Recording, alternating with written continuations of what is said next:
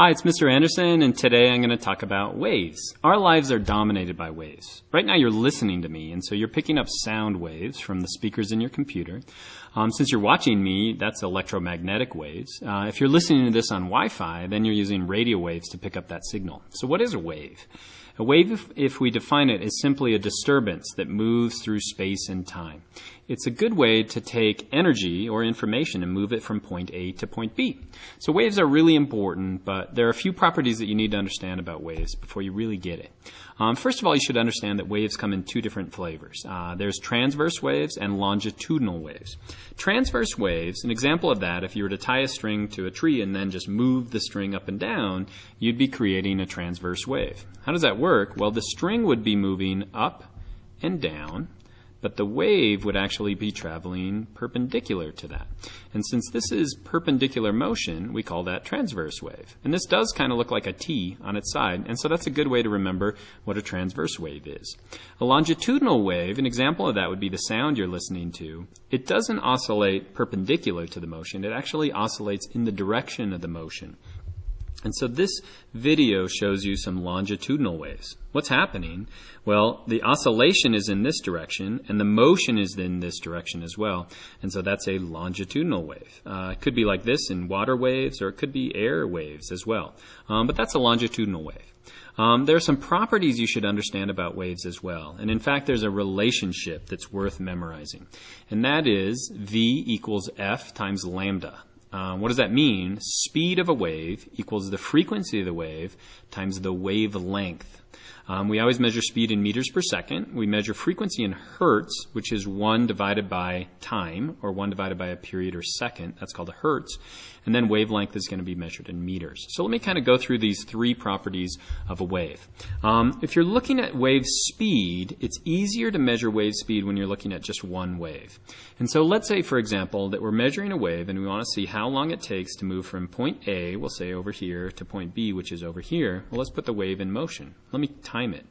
1 1,000, 2 1,000, 3 1,000.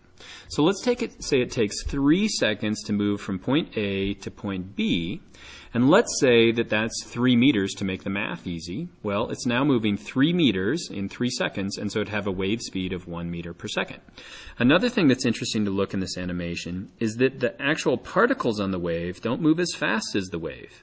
The closer you get to the surface, if you're a surfer, the faster you can move. But a lot of those particles are barely moving at all. And so the energy is being traveled through the medium, but the medium is actually not being traveled. Next thing is going to be called frequency. Frequency is how often waves come. And so the definition for that is 1 wave divided by T, which stands for the period. In other words, if we have 1 wave every 1 second, then we would call that a frequency of 1 hertz. So let me put this animation in run. So right here we've got a series of lights. So the light at the bottom, it's blinking every half a second. And so its period is 0.5 seconds, and so it's 1 divided by 0.5, or 2 hertz. Let's say we have a wave that comes this often, every 2 seconds. So we have a wave, and then 1 1,000, 2 1,000, wave. So that would have a frequency of 0.5 hertz. In other words, the faster the waves come, the bigger the frequency is going to be. The larger the frequency is going to be. And if you're listening to my voice, you're listening to thousands of hertz, if not tens of thousands of hertz in my voice. And so those waves are oscillating really, really quickly, much quicker than these flashing lights right here. Last thing in a wave is lambda, and what lambda is simply going to be wavelength. Wavelength, well, first let's look at this wave right here. In a transverse wave, it's going to have a crest, which is going to be the top. It's going to have a trough, which is right here at the bottom. And then we're going to have this node, which is right in the middle. And so from crest to crest, we call that 1 wavelength. And what you'll find is it's going to be the same distance from here to here, or here to here. In other words, how long a wavelength is going to be lambda, or that's going to be the wavelength of a wave. Now, to really measure and play around with the waves, I would encourage you to do this. This is a simulation. It's found at phet.colorado.edu. They do some wonderful science animations, and this one's called Waves on a String. So let me go find that for a second. So here would be a wave that you can kind of play around with. So what you can do is we can grab this string of beads, and I can move it up and down, and I can move a wave from this side to that side.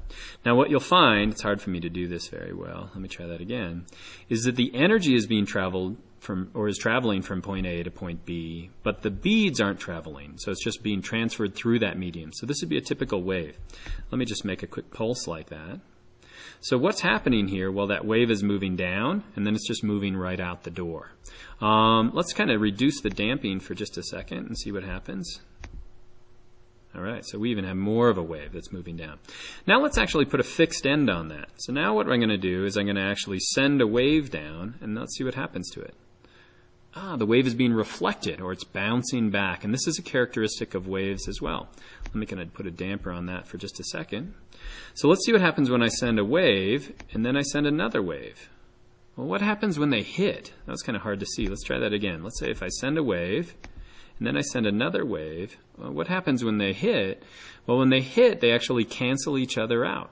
It's hard to see. Let's see if we do it this way. Let's make a loose end now. What happens if I have a loose end and we send that down?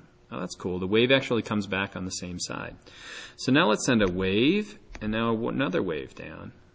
What happens when they hit? Well, what's happening is they're actually taking the energy of both waves when they collide, and then we're adding to that. So we have that. That's called constructive interference. So now let's kind of oscillate our waves. So let me keep the dampening like that. Let's go back to no end at the end. And now let's set it to oscillate. So now what do we have in a wave? Well, in this wave we've got a high amplitude. So amplitude is going to refer to how big the wave is. So let's reduce that. So amplitude is how high it's moving up and down. Frequency is going to be how fast it occurs. So right now the frequency is 50 hertz. What does that mean? We have 1 divided by, what would that be? 1 divided by 0.02 seconds. And so we're getting 50 waves per second. So that's going to be a high frequency. If I increase the frequency, so we're going to have more waves per second, or 50 waves per second. And if I get it really cranking, now we have 84 waves per second, or 84 hertz. What happened to the wavelength when I did that, though? So what happened to the wavelength? Well, as I increase the frequency, I decrease the wavelength. So let's go back here. What happens when I decrease the frequency? So now it's only 24 waves a second. Now the wavelength gets really, really longer. So what do we remember? Well, V, so if we go back to our equation, V, which is speed, equals frequency, which is how many hertz it is, times lambda. So what does that mean? If we increase the frequency, then the wavelength is going to go down. Now, a cool thing can happen if we actually add a fixed end to that. We start to get constructive interference. And so what's happening now, waves that are going down are meeting waves that are coming back. And so if we increase the amplitude a little bit, we can actually get some big waves.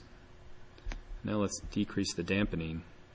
And now we got waves that are almost standing waves, or dancing waves at this point. If we really reduce the dampening, then this is going to get crazy out of control. And so that's waves on a string, and that's PHET. So let's go back to the keynote for just a second. And so there are a few more properties you should understand about waves. And the next thing is what happens when they move from one medium to another. So there are essentially 3 things that can happen. 4, but let's just talk about these 3. It could be absorbed as well by the material. But first is reflection. So what happens with a reflected wave? In this case, we're using laser, which is coherent light. So we have light moving in this direction, which is a wave. It hits the surface that's reflected, and we get a reflected wave. And this angle of reflection is equal to the angle of incidence. So the waves are simply bouncing off of it. So when you're looking at a mirror, those would be reflected waves that are coming back to you. Now, another thing that can happen when it moves from one medium to another, in this case, we're going from air, it looks like, to a lens, or this could be filled with water. It's being refracted. What does that mean? It's being bent.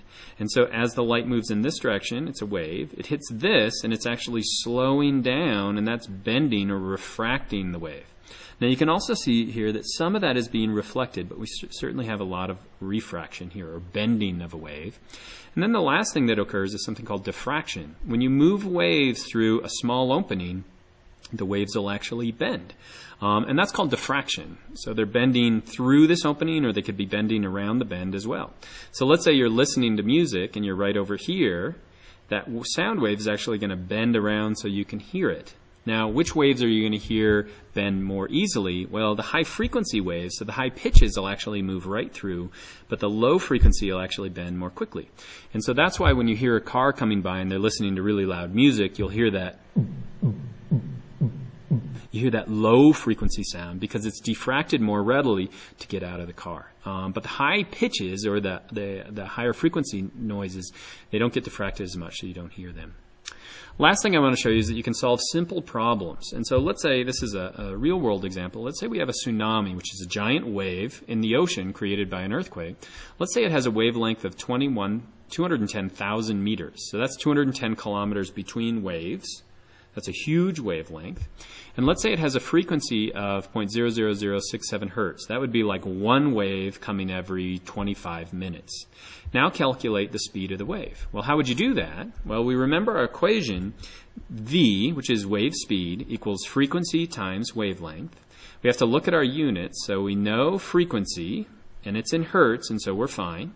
We know wavelength, and that's going to be in meters, and so we're fine. So to figure out the wave speed, we simply multiply the frequency times the wavelength to figure out the wave speed. And I did this earlier. When you take 210,000 times 0.00067, what you get is 140, if we do significant digits right, because both of those have two significant digits, 140 meters per second. Now, most of us don't understand what meters per second are, so we can roughly take that times 2.2. And so a tsunami that has that large a wavelength and that small a frequency is going to move at about 310 miles an hour. And so these things move really, really quickly, and that's why it's important that we know and get to higher ground when we hear the tsunami warnings going. And so that's waves, and I hope that's helpful.